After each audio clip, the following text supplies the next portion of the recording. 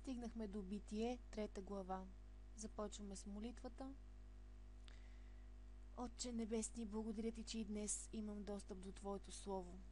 Моля Те, Господи, направи почвата на сърцата ни плодородна и богата, така че всяка дума да стане семенце, а всяко семенце да даде добър плод. В името на Исус Те помолих. Амин. Битие, 3 глава. А змията беше най-хитра от всички полски животни, които Йехова беше създал. И тя каза на жената: истина ли каза Бог да не ядете от никое дърво в градината? Жената каза на змията: от плода на дърветата в градината можем да ядем, но от плода на дървото, което е сред градината, Бог каза да не ядете от него и да не се докоснете до него, за да не умрете. А змията каза на жената: никак няма да умрете.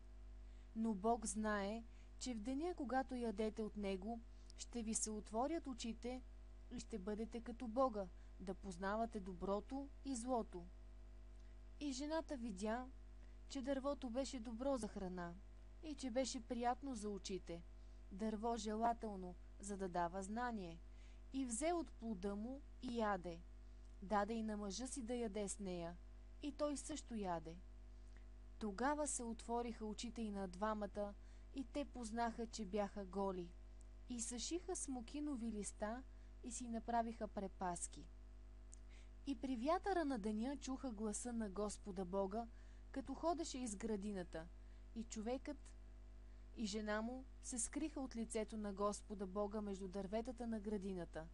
И Господ Бог повика човека и му каза: къде си? А той каза: чух гласа ти в градината и се уплаших, защото съм гол, и се скрих. А Бог му каза: кой ти каза, че си гол?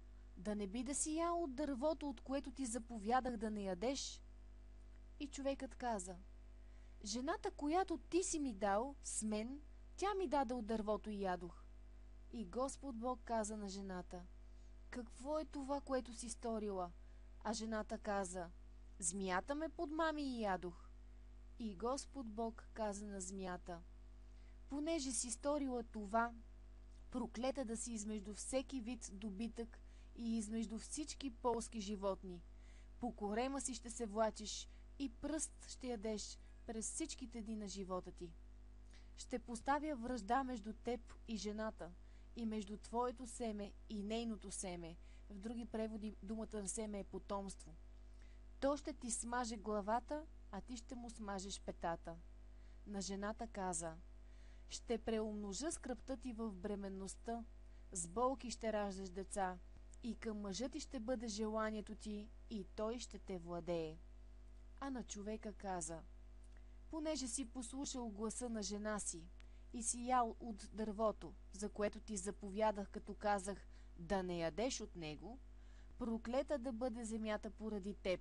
Със скръб ще се прехранваш от нея през всичките дни на живота си. Тръни и будили ще ти ражда, и ще ядеш полската трева. С пот на лицето си ще ядеш хляб, докато се върнеш в земята, защото от нея си взет, и понеже си пръст, и в пръста ще се върнеш. И човекът наименува жена си Ева.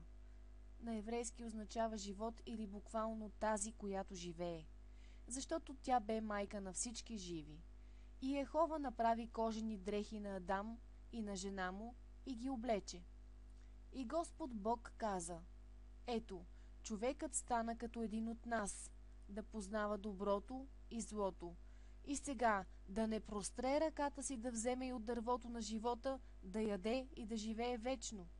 Затова Господ Бог го изгони от Едемската градина, да обработва земята, от която беше взет. И изгони човека, и постави на изток от Едемската градина херовимите и пламенния меч, който се въртеше, за да пазят пътя към дървото на живота. Херовимите имат специално място в иерархията на духовния свят. Те заемат висока позиция и имат особени задължения.